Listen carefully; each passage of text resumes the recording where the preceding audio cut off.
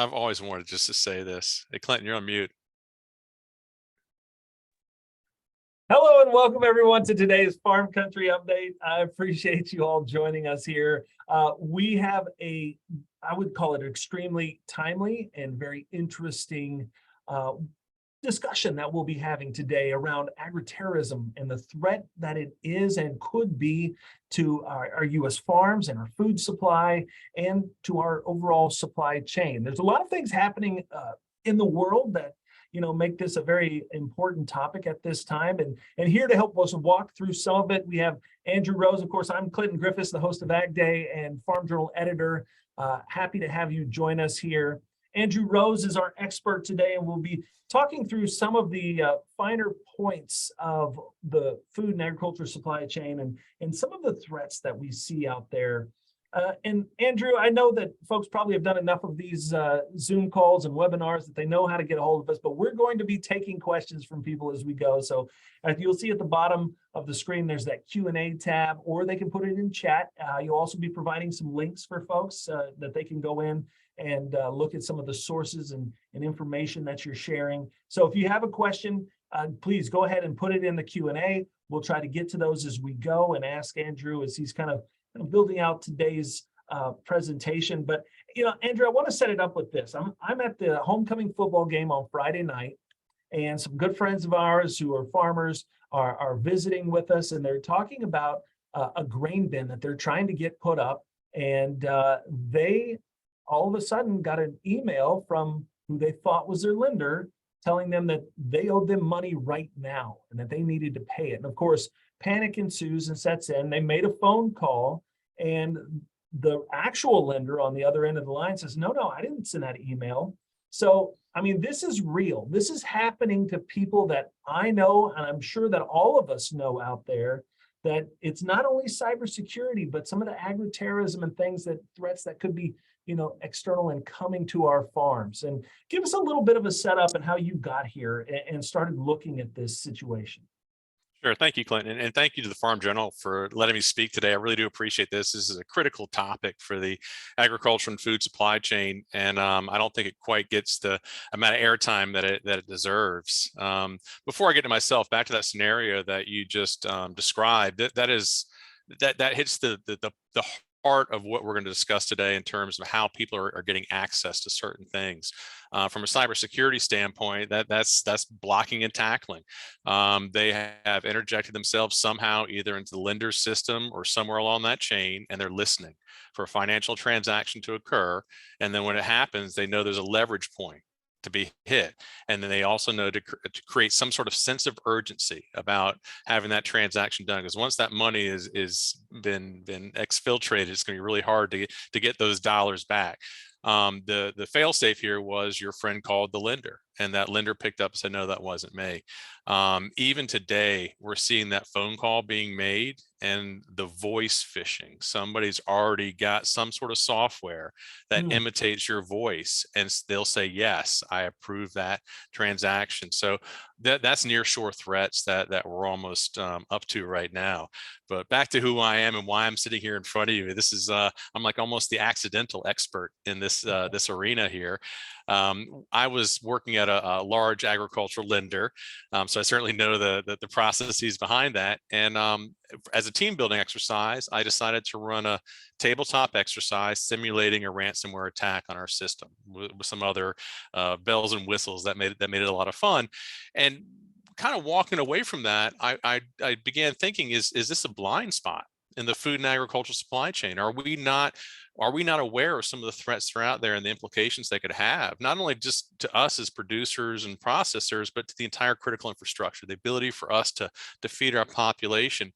And I kept on getting more questions than I got answers. And I began then to facilitate a multitude of both public and private awareness, mitigation, and response sessions to the agricultural community, just talking about this area.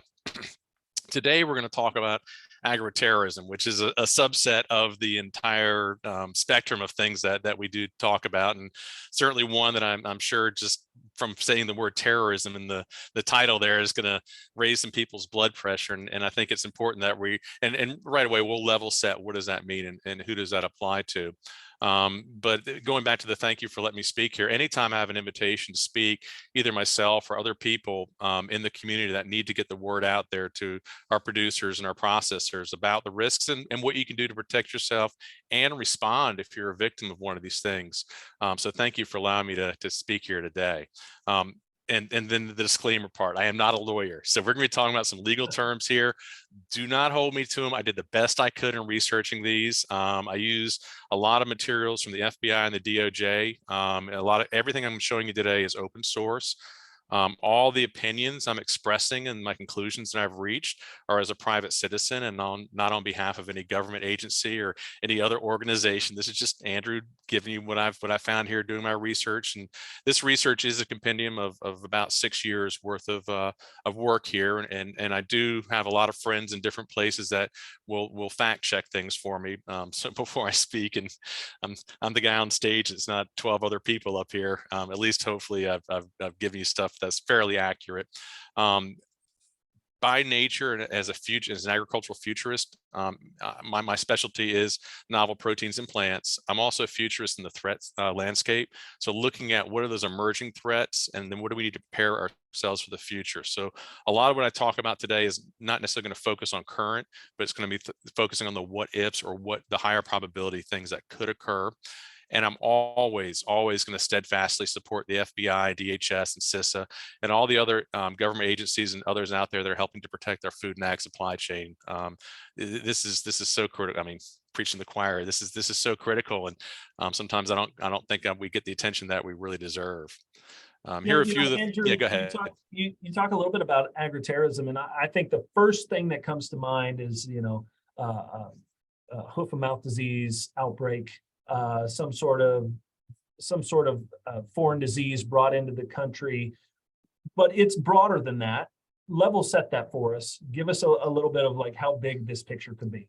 I could. You're gonna steal my thunder from a later slide there. I delve into that quite deeply in one of the upcoming slides. But to touch on that, if you look at this page, this is more one of the overview slide decks. What are the other related threats? What are the other threats? What are the other related threats? Because we can't silo or segment a cyber attack from a terrorist attack. These are part and parcel. There's a blurring the lines. We're not fighting 1950s wars anymore. I mean, this is real. And this is where we are. The first cyber war in my mind was 2007 when Russia tried to take over Estonia. They used the pretext of taking some sort of statue down that upset them, and they wanted to start a mob thing. But their first line of attack was cyber warfare, and that's where they trained their troops. And to Estonia's credit, they resisted it, and now they're one of the hardest targets to hit in the whole world because of their efforts going through that war. We can learn a lot from Estonia, but those are the related risks that will fold into our agri-terrorism conversation here. But on to the next slide here.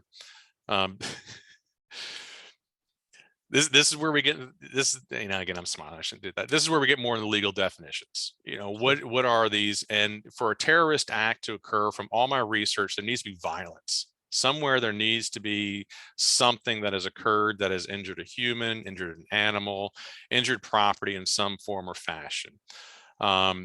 Insurance companies, they're going to look to the Department of Treasury. And if the Department of Treasury does not declare it an act of terrorism, that's not going to trigger a lot of those insurance clauses. And if that's an area of the risk management piece that your viewers and listeners want to get more information on, I can certainly suggest people to get up here that can really dig down into the insurance nuances, because just like cyber insurance, terrorism insurance is a whole special field.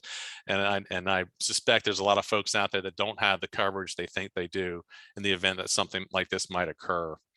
And then the biggest piece here, and this is something that the FBI hammers me on constantly, it's sympathy versus action.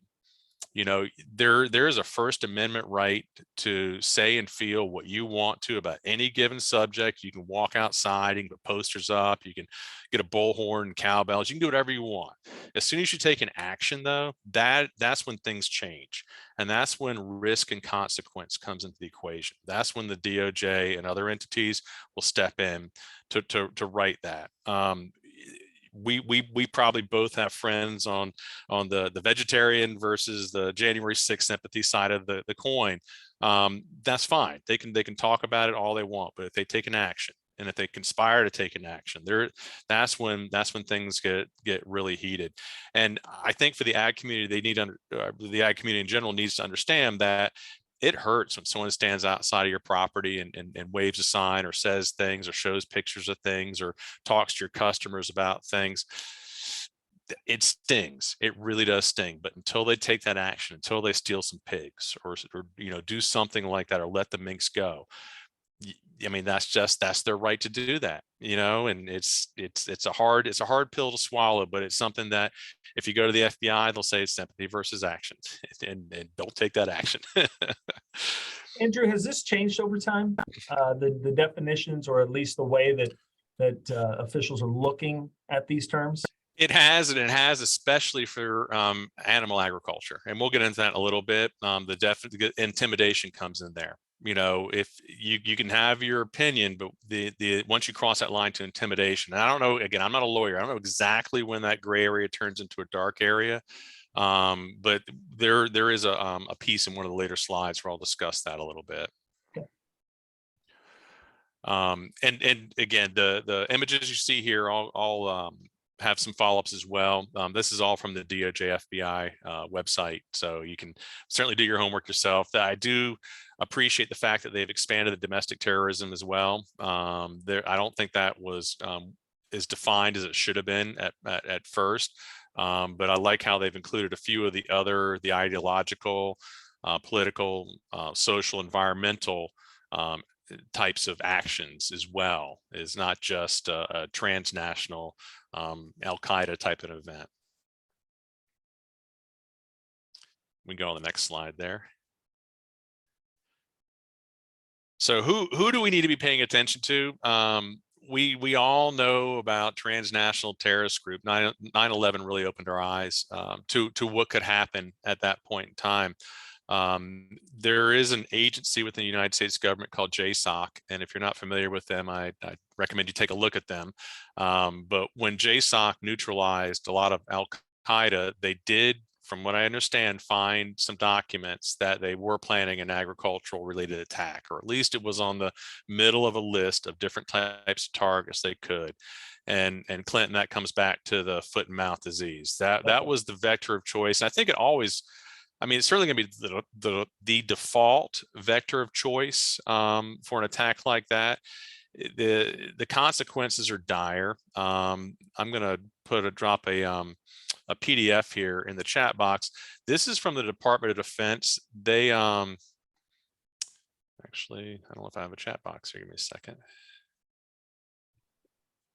I'm not seeing it. Anyway, I'll say that for later. The DOD did a tabletop and a review of this, and just seeing what the impacts of a foot and mouth disease could be from a terrorist group, and it's absolutely positively devastating. It would be a chain reaction. And Clinton, I am assuming that you've read articles about this or seen documentaries on what ifs, and I don't want to jinx us. I mean, we know it was, we knew back then it could happen. The United States is very good at preparing for things.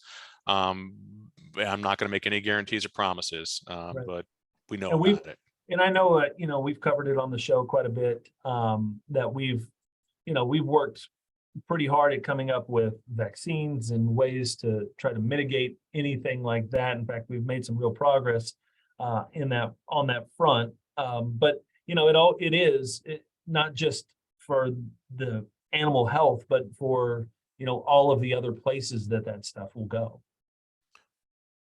Absolutely. And it's the ripples in the supply chain. The fact that during COVID, meat processing slowed down because the inability of labor to get in there, and the animals got larger. Just that one little tiny nuance, and then the cascade effect to both sides that had. I mean, the foot and mouth disease again. I did find the chat box. I put it in the chat there for the DoD link. It's doomsday stuff. It's just that's the dark stuff that it's hard to think about. But again, I do have faith in our government getting ahead of things like this as well. on to the domestic terrorist. I'm going to be very careful what I say because this is a public presentation. I do give probably many more private presentations than I do public ones. But domestic terrorists, the FBI's got a definition up on their website right now. It's something that we need to pay attention to. And a domestic terrorist could be just, Ted Kaczynski. It could just be somebody that's got an ideological issue with something. I mean, well, even just last Christmas, Christmas 4 in Nashville, when that crazy guy filled up his RV with explosives because he thought that AT&T 5G was taking his brain over, and he killed himself and his dog. I mean, you can't. It's very difficult to protect against something like that. And again, the impact of an agricultural attack, and I think would be a lot more devastating in my mind than taking a bank offline, or something. Not to be trivial about it, but we got to pay attention to it. Andrew, would domestic terrorists, like some of the real, active, we've always called them activists, but would they start to fall under that domestic terrorism thing if there's action involved? They would, and we'll get into some of the legal tools that we now have at our disposal, and the expansion of the definitions in there. The short answer is, yeah, there is a blurring of lines there. The more nuanced answer, and this is the one that worries me, is that there are organizations out there, they're nation states, they're well-funded terrorist groups that might not have the ability to physically reach into the United States, and they need to use what we call a cat's paw. They need an agent or someone else, and that agent can be witting or unwitting. It would not be difficult to mirror the ideological things that these groups profess, whether it's veganism or vegetarianism, to win their trust and get in there and spur them to action. And then in that instance, they're helping a terrorist cell achieve an objective. And again, witting or unwitting, once an action is taken, there's risk and consequence at that point. And so if there are any animal activists listening in on this for whatever reason, please be wary. It terrifies me to think that there could be folks that want to harm our country that are going to be using you as their tool to do so. So just be, well, don't take action. Just wave your flags. Just do that. And then corporate espionage. This is something that, I mean, it's not new, but we have seen kind of a step up in that, right? We have and we haven't. Whenever you do your research in the corporate espionage, you're going to find China is the top of the list. IP theft. They have over 350,000 students right now in our academic institutions, universities in STEM. And these are institutions that are interfacing with the federal government, with other regulatory agencies, with private organizations for research. And as a human being, I have some sympathy for some of these students, because where does their ideological arrow lie? And it's back in China. And it could be part of their ability to go to the United States to learn is that they have to bring certain information back home. They're under an enormous amount of pressure. And one of the things the FBI shared on our call this morning was when they get home, they're debriefed and they're encouraged to tell on each other for behaviors or things like that are suspicious. And then they have to worry who's been telling on me when they get back home. So they're under an enormous amount of pressure. And the other piece too, at least for the Asian population, is don't assume just because someone looks a certain way, they're going to act a certain way. I think that the FBI and the ag community got their hands burned a little bit with the corn issue. They pursued people because of where they were from, and rightly so. The people broke the law, they got what they deserved, and so forth. But I think by focusing so much on that, they missed some of the other people that had paid inside information, that had other inducements that look more like you and I do, that escape that scrutiny. And the FBI will be very upfront and say, hey, listen, we missed the ball on that one. And then they are. Everyone's doing a much better job of keeping an eye on that one. But academic espionage wasn't really a thing in the past, but now it's becoming more of a thing. Corporate espionage is getting closer, and it's not just damaging a company. It could just be they just want to get some inside information. They just want to know when you're going to go to market with something. Give themselves a financial advantage in the stock market. Really the dark side of this is if somebody got into your system and exfiltrated a lot of data and was going to announce it publicly, other people can come in there and short your stock beforehand, buy your competitor stock. There's a lot of other things that could happen in corporate espionage beyond just someone getting there and turning one of your boilers up to until it explodes or what have you. Yeah, and there's a kind of an average going rate, right, to hire somebody to work as a corporate spy. Yeah, and just to be clear now, because I do know people in sort of that range there, they will also say there's the fine line between being a spy and a diplomat. So just keep that in the back of your mind too. They might they might view themselves a little bit differently, but hey, corporate intelligence, it's a lot more than just managing databases. There is a lot to be said there.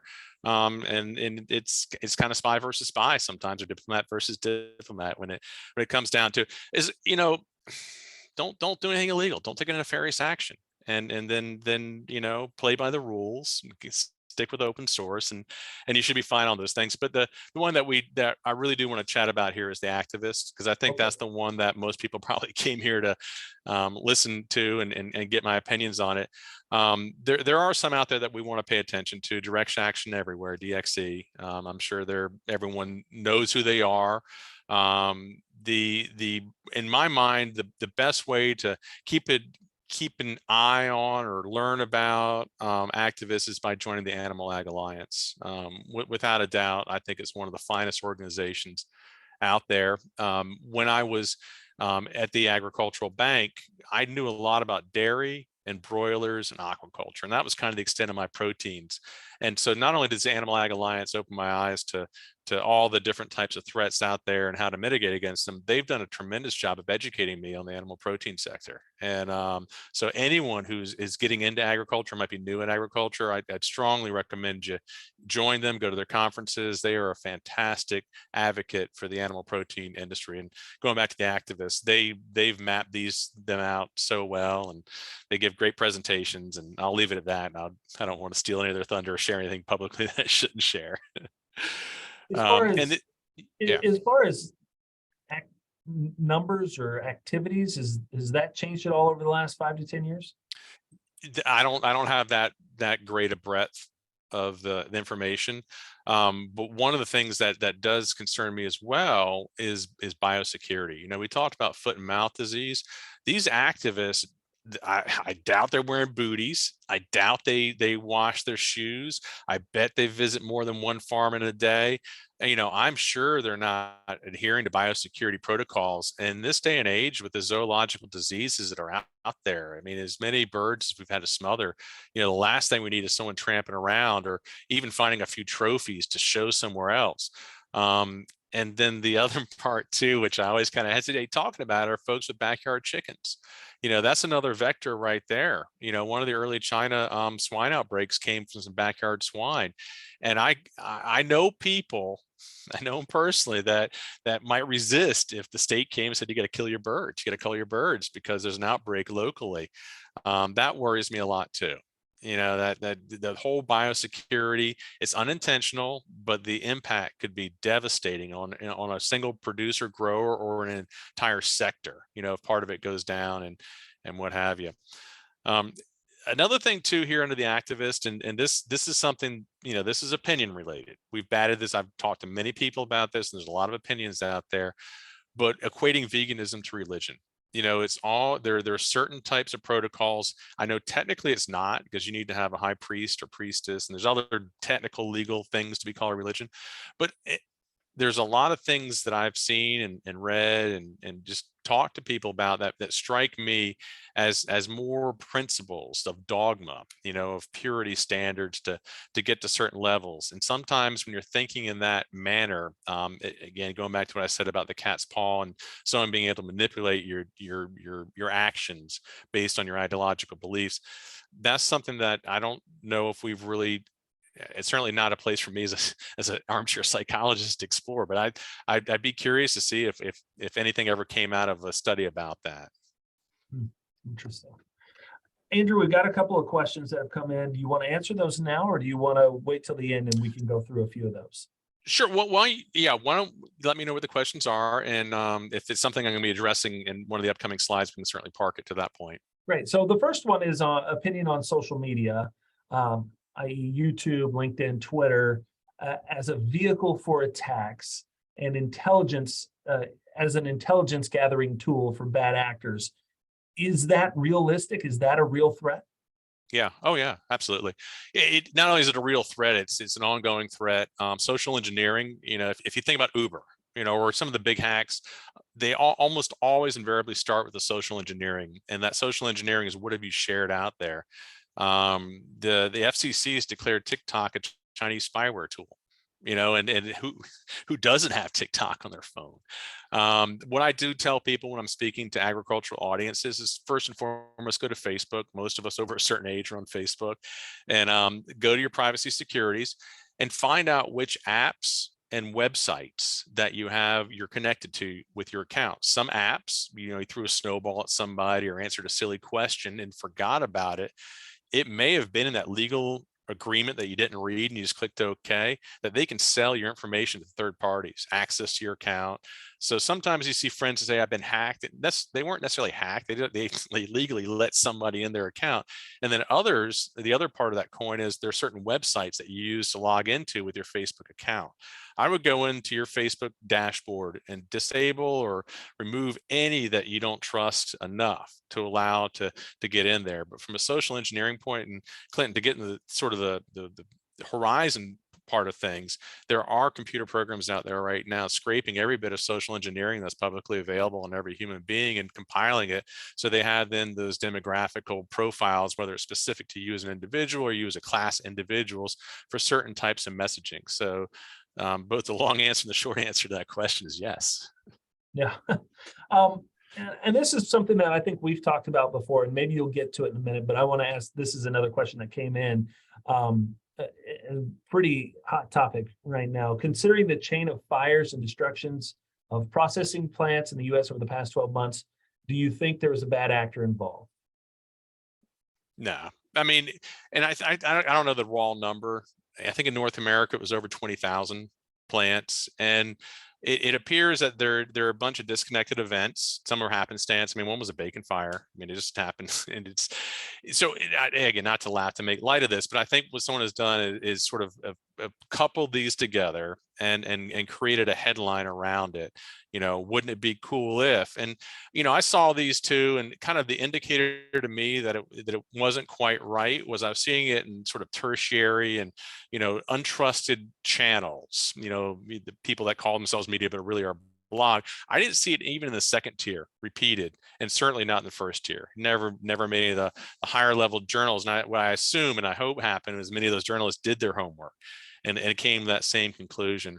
Now, the greater issue there, the fear that I would have is that somebody who felt very strongly about the animal processing or animal production side of things would see that as a green light, would see that as something that they wanted to emulate.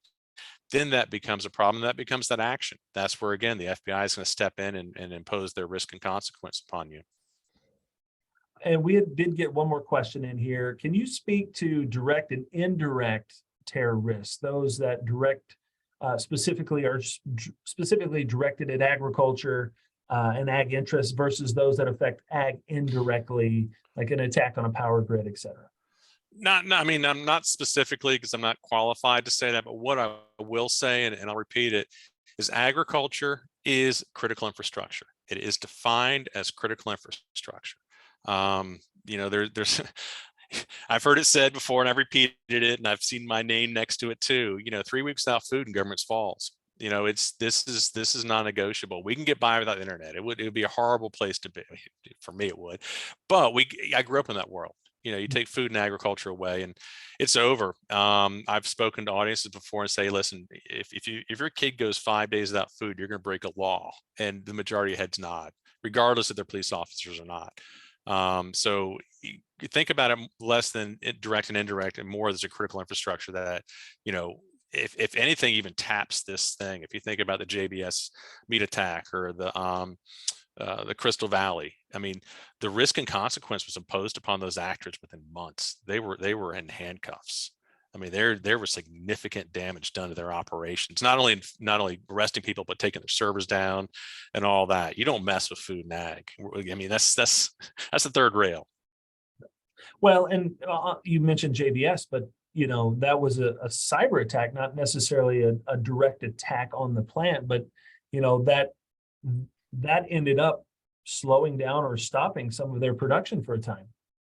It did. It was right before Memorial Day. I mean, we want to slap some meat on the grill. It's hey, listen, the cyber criminals had maximum leverage, and JBS recognized that, and that's why they paid the ransom. I mean, that was classic 101 how that operations done. They deployed the customer service reps. They'd already pulled JBS's insurance documents. They knew how much ransomware the insurance company would pay. They had the backups as hostage. I mean, JBS, and they deployed the customer service teams. This is not your money, it's your insurance company's money. Pay it, we'll get you back online. And I think JBS, to their credit, recognized that any disruption in the animal processing would have massive cascading effects. So in my mind, it was a business decision. The FBI might think differently. In my mind, they did the right thing. Yeah. Great questions, everyone. Thank you so much for asking them. We'll continue to ask them as they come in. Andrew, I'm gonna let you go on to the next slide or the next point. Excellent. Yeah, if you want to go on to the next slide, next slide would be wonderful. All right, and I'm going to start putting some more links here in the chat box here. So in terms of mitigation, if any of you were at the Animal Ag Alliance conference in Kansas City this past May, one of the members of the Office of the Director of National Intelligence was on stage talking about insider threats and how to mitigate against them. And whenever you see a government official like that on stage talking about something as maybe as innocent sounding as it is, or as lighted as it is, there's a very specific reason they're publicly saying things. Insider threats are a huge risk, and it's not only the active insider threat. It's not the person that's for financial, romantic, or academic, or other reasons is engaged in this activity against whatever organization it is. Some of those people as well, it could be they dislike a direction the organization is going in. They dislike a stance the organization has taken. They feel that their way of getting back is to do something as an insider. Those are the active ones. The bigger one here that we discovered, or at least I learned about today and this week, is passive insider threats. And these are people that resist change sometimes. They're told to do certain phishing exercises or MFA their accounts or do these things, and they ignore it. They use their work devices to go to personal websites or places they probably shouldn't go to. They click on things they shouldn't click on. Every employee of every company, or every organization, I should say, is part of the cybersecurity defense. And if they're doing that, regardless if they're just, I don't want to, not just lazy, but if they're not paying attention, if they're not actively aware of the opportunity that threat actors are looking for, and they're just letting them in, that's a big insider threat too. That's not, at least in my mind, wasn't getting any attention from any of the people I'd heard speak. Also, I just want to, in addition to the Animal Ag Alliance, Protect the Harvest is another great group that when I was at the Animal Ag Alliance events, I ran into them, and I follow them closely. I subscribe to their newsletter, and I'm sure many of your viewers and listeners are familiar with them. Again, Andrew, coming from the outside here, I'm still learning all the people that help us out and protect us, but Protect the Harvest is a wonderful organization. And Clinton knows that if anything is cyber related, if you're part of the food and ag supply chain, the IT ISAC has a food and agriculture special interest group for information sharing. So those are going to be your current risks. So as somebody's getting penetrated or attacked, or there's something has happened, there's a sharing of information amongst this group. But it's not an actually, none of these organizations, I don't think you can just stroke a check and join. You've got to apply. There's got to be, you've got to be vetted. There's got to be a reason you're in there. But these are groups that protect us from the ag sector. On the FBI side, know your agent. Explain that, Andrew. What do you mean know your agent? Because I think people don't realize exactly what you mean when you say know your agent. Indeed. So if something happens to your organization, whether it's a terrorist attack or a cyber criminal attack or something that's just devastating, I mean, you're in a high state of emotion. that is probably the last time you want to make your first introduction to your FBI agent. There are 56 field offices across the United States. The FBI is there to help victims of crimes. They're not going to go through your filing cabinets and look for other things. They want to help you. They want to figure out who did it, how they did it, and they want to go and impose risk and consequence on your behalf. So call your FBI agent up, find out who your local person is, at least have a point of contact before the before the event happens. It's just a, once the command post is set up, you don't want to be running around trying to figure out who these people are, what they're doing. And the FBI wants to ensure that you can get to what you need to do as quickly as possible. They don't want to be impose any more delays on your business or on your ability to do what you need to do. And if there's, let's say it's a cyber ransomware attack, they can come in there and help you out, suggest negotiators and do things like that. Because once that customer service team is deployed by the cyber criminals, the clock is ticking. And and again, that creates that sense of urgency. You got to act now, or it's going to double in price, or we're going to exfilter, or we're going to release more information, or whatever that thing is. Employee awareness. Just there's so many little cartoon things any company can buy to have their employees watch, to how to resist a phishing attack, how to get a strong password, how to recognize something that might not be right, things like that. I would highly recommend all agricultural organizations get something like that and have it done regularly. It's not just a one and done, do it. And the tabletop exercise is so valuable. Clinton, as you know, I like to focus on the aftermath. I just want to assume that somebody's going to do what they want to do. Okay, it's done. How do we get the pieces back together? So I encourage leadership teams, don't just tabletop exercise, the red team, blue team, how do we attack? How do we stop the attack? Tabletop, how do you make payroll with no payroll records? How are you going to move whatever commodity is with paper instead of digitally? I mean, tabletop those things out, and don't just tabletop it for a day, tabletop it for a week or a month. What if your internet, what if you have no internet connectivity? What if all your computers are bricked? Little things like that. And if you're tabletopping, at this point, we pull our backups out. Pull your backups out and check them. Do actually go through the work to ensure that that's valuable. Don't just check a box, say, yeah, they're on a shelf somewhere. Make sure they work, and do it that way. Be as real as possible. It's really about kind of some preventative work, right? So it's like saying, hey, this at some point this is going to be an issue. We should work ahead of it and just make it part of the structure of our operation, our business, our plan. We've been working on some cybersecurity stories here at Farm Journal, and to me, the biggest takeaway were just how much you can accomplish if you're prepared versus if you're surprised. And just the fact that people are on this discussion should help them get more prepared for it. And it doesn't have to be super complicated or hard. It just is a matter. It's like, multi-factor authentication, right? So have that on your phone. Most of our devices now have it. It's just another step in the process to kind of stick something in the middle to keep it, these bad actors out. And I'm glad you brought up the multi-factor authentication, or MFA. So if you go to your Google account, then your phone will vibrate. You push a button, say, "Yeah, it was me." In addition to entering your password, what the thieves are starting to do, and they did this with Uber. This is how they got in there. It's funny words here. It's a smishing, short SMS, short message service, smishing attack, and they text you the link, the access that they need, and they do it by spoofing. Yeah, the next slide there is perfect. That goes right into it. And they spoof whoever it is that you think it is, especially if they have knowledge, especially if they're already in that financial chain. And now you've got an MFA as your control.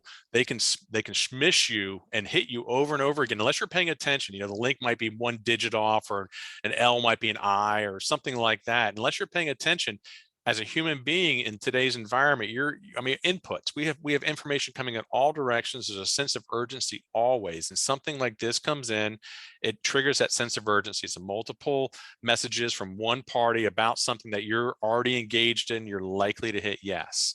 You're likely to hit that, and they call that man in the middle. So they've gotten in the middle of your MFA, and now they've hijacked that piece of it, and that's how they got into Uber. Be aware. If something looks even a little bit suspicious, just slow down, just be wary, take a look at that. I did include the catfishing piece in here. This is something we've been talking about since January. We are seeing people that want to get more information about the animal processing industry utilizing fake personas, and those fake personas can come in the form of a romantic entree like the bearded Barbie here that Hamas used. I thought that was a great example of catfishing. It could be academic. Somebody says, hey, would you come and give us a speech? There's an exchange of money. Now that hook is in you. Now they've got you. It could be the media. Honestly, we're seeing people out there that may be legitimate parts of media or profess to be parts of media leading in that entree. And the key here is not necessarily to get their hooks in you for your money. They want to and some of them want to get information about the organization you represent or work for. They want to know when the trucks come in, when the gates are open, when do you go to lunch, things like that. And by building that database information, if we go back to the question that was asked before about the scraping of social engineer information, all that goes right back in that same database. And it's pretty simple for, we'll say the words AI without really understanding what they mean, but the computer can go back there and tick and tie that information back and get some pretty good high probability understandings of behavior or, and getting in a certain place at a certain time that they need to get into. Andrew, we have a couple other questions that have come in, and I can ask them now, or you can address them as we go here. One is on farm security. Do you have any advice or recommendations on farm security? Should we have I do. access control, et cetera? Well, the biggest for the farms, the biggest thing to do is take your cell phone and walk around your property and note every one of those Wi-Fi connections that pops up on there. Do you know what those Wi-Fi connections are? And if you do you know the password to those Wi-Fi connections? And if you know the password, has that password been changed? Do you know the password to your router? Has that password been changed? There is a long history of activists and others planting devices on farms that transmit information. Sometimes they're static, they're sitting there to be retrieved later, or they're actively transmitting. And one way to secure your farm, that's 101 right there, is just to walk around and see what's out there. Report suspicious anything that's suspicious. A car parked for too long, it could be a family and some kids have never seen a cow before. That's fine, but it doesn't hurt to report it. And in fact, I think it's on one of my next slides here, ic3.gov. They request that you report things, and you can report them on behalf of other people. You can report them anonymously, and that right there, they can triage big things. They can see trends developing. If they're getting multiple reports from one area, they can then deploy whatever resources they are to address whatever that thing is. It's join the Animal Ag Alliance. Really, they've got a great course on how to protect yourself from at least the activist angle, and maybe some others that would want to do on-farm harm. This is another question that we got, Andrew, and I'm not, I'll ask it. If you can answer it, great. Are there any current agri-terrorist or ag terrorist groups that folks should be on the lookout for? We skate that fine line between who that term is applied to and who it is not applied to. I think direct action everywhere, they fit the definition. They've got 2 people going on trial the 3rd of October for a terrorist act against an animal enterprise. They have professed everywhere, publicly, that they want to end all animal agriculture in the world. So I don't want to demonize them amongst all others, but right now they're in the headlines and they can't refute. They own that title. Okay. And this is a small pig farmer asked the question, what anti-terror risks do they need to be concerned about other than cyber? Are there different sizes of farms that may be targeted? Well, from cyber, it's if you're connected to the internet, you're a target. There's I'm not going to call it indiscriminate attacks. They're going to look for easy attacks. I think as of this morning, there's 822 or 832 unpatched known vulnerabilities in computer networks. Those are the easy doors.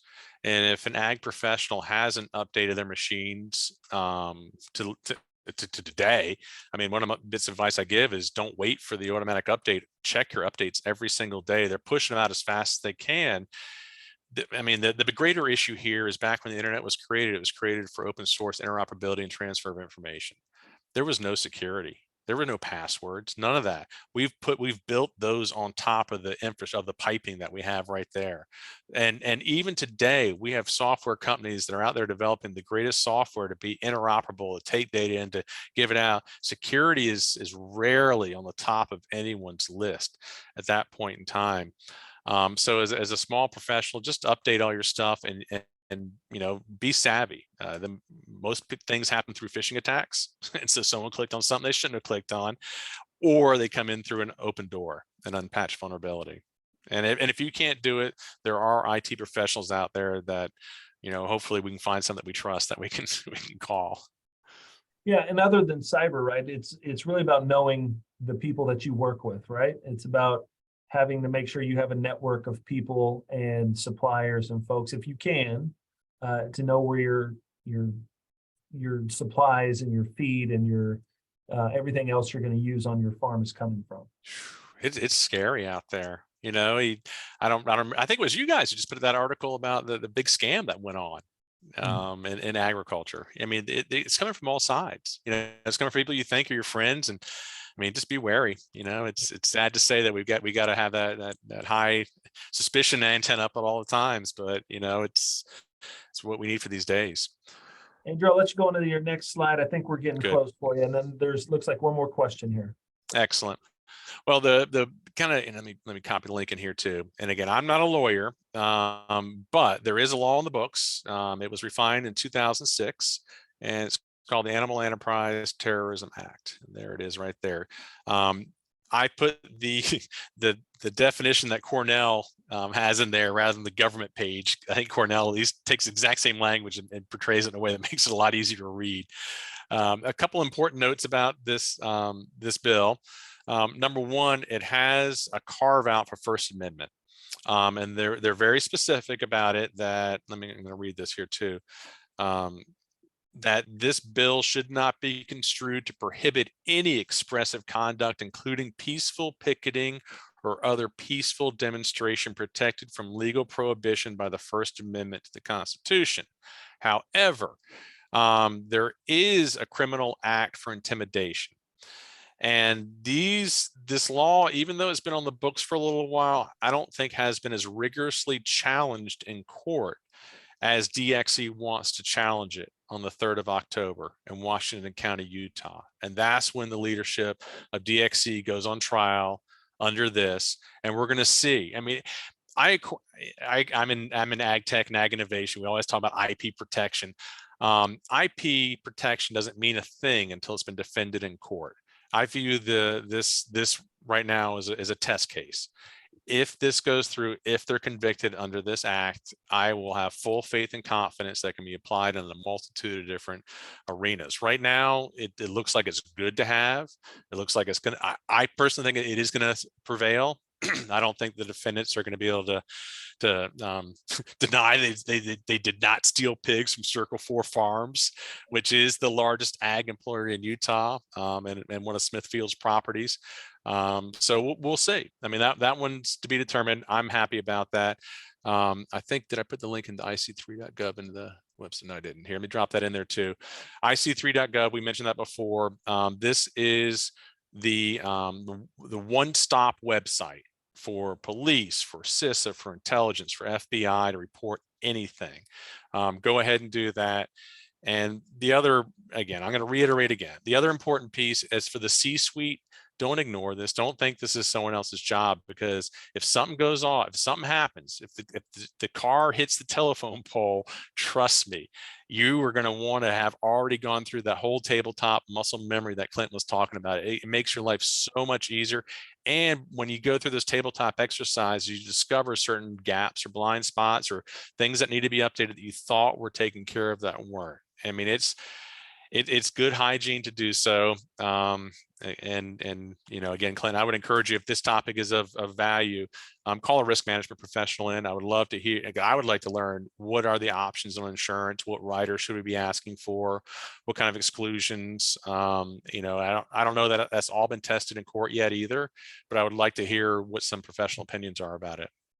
It's interesting. When I think about, just my own life and my own family and friends, and thinking about cyber and all the security, you feel, because you're usually far from other people, or you're somewhat insulated, or you're rural, that those threats are so far away. But as we've added and included the internet, and we're connecting more dots on the map these days, and the government's adding a lot of money to try to bring broadband everywhere. As we do that, it seems to bring some of those things closer to home. And so, some of the things that, maybe we've never even put a password on a router at home, it's probably time to think about it. And I've seen that, experienced it. Let's see, let me see there. Yeah, that's a good question. Yes. For the last question there, is it a good idea for a large organization to conduct a test or a drill simulating an attack? Absolutely. When I was at the bank, one of the last drills that we did was an active shooter drill. I mean, no one wants to think about these topics, but in the unlikely rare event that something occurs, at least you got some framework, some muscle memory to draw back upon. A sequence of things that you should be thinking about and doing. When we did our tabletop at the bank, one of the things a blind spot was we were on a VoIP, so our phones are down, and it's just one of those. Okay, now we know that. How do we mitigate against that? So it was done in a simulated fashion rather than obviously rather than a real life fashion. Right. One question that came in is asking about the fertilizer industry. Is it at risk? There have been multiple reports of explosions, fires, gas pipelines, etc. Is that something that is kind of those that I want to say not specifically ag related, but external to ag? We're on war footing. Kinetic war footing, I would imagine, in Russia. I don't think we're far from that. It's a greater than zero chance for kinetic with China. There's certain things that they could do to slow us down. Obviously, the input supply, a lot of the raw materials come from that part of the planet, so we're already in a constrained environment. Any actions against us in that constrained environment will have an amplified effect. I can't say there's any direct connection between the events that are happening right now that they mentioned and anything that I know that's happening out there. I just think in a sort of a macro atmospheric stance, it's be wary to report suspicious activities at ic3.gov. We had a question about the links, and that's something that folks that registered will be sending out a link that will include, a copy of this whole presentation, and along with some of the links that Andrew has shared today. That way folks will get those and they'll have them at their disposal as they kind of go through. I just saw a good question coming about the attacks on tractors. Yeah, sure. Let's answer that. That's a hoot. What about cyber attacks on tractors? Yeah, what about that? So at DEF CON 29, Sick Codes debuted an attack that they had done April a year ago. They debuted it in August, and I didn't see the tweet. I've only heard that the tweet went out, that John Deere tweeted that they were invulnerable to hackers.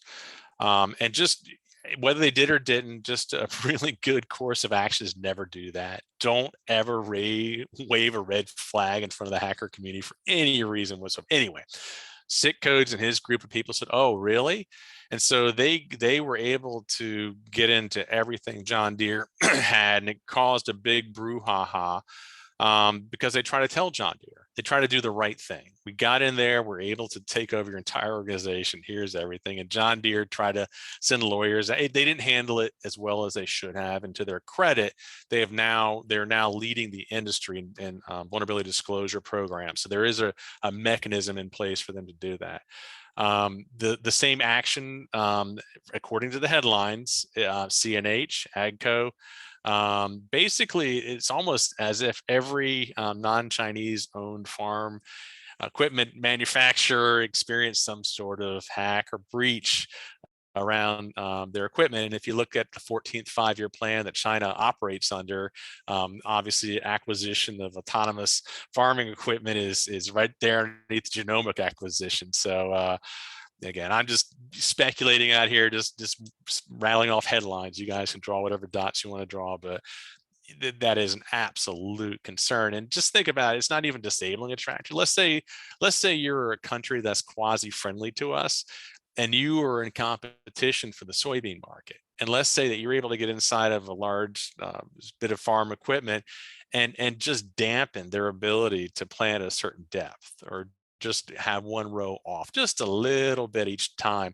You wouldn't notice that imperceptible slight percentage difference, but in the aggregate, that could give them an advantage as well. So secure by design, anyone who's listening today that's an ag entrepreneur, think about security before you write one line of code or before you put one piece of screw and one piece of metal. Think about how you're going to defend this thing out in the market. Don't wait until someone starts attacking it to think, oh, should have patched that. Absolutely. Great question. Really appreciate it. Andrew, anything else as far as like big picture? We're kind of running up against our threshold of time here, and we've answered some great questions.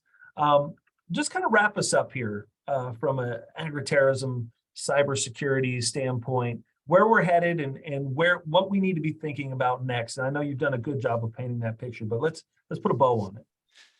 Well, simply put, the world will never be the way it was. That those days are gone. We wish, hope for them. It is not coming back. The world as it is today, and we need to be realistic about how it's going to be tomorrow. The ability for us in the United States to feed our population, that's the North Star. Let's make sure we do that. Be suspicious, be wary. This is a different world. If somebody's requiring an MFA on your device, do it. Don't fight it, because you leave that door open. Trust me, a criminal's going to find it. That criminal is likely not going to be a human being. It's just like a computer program constantly crawling, looking for these open doors and vulnerabilities that they can then feed up to their criminal organizations or terrorist organizations. So just be realistic about where we are.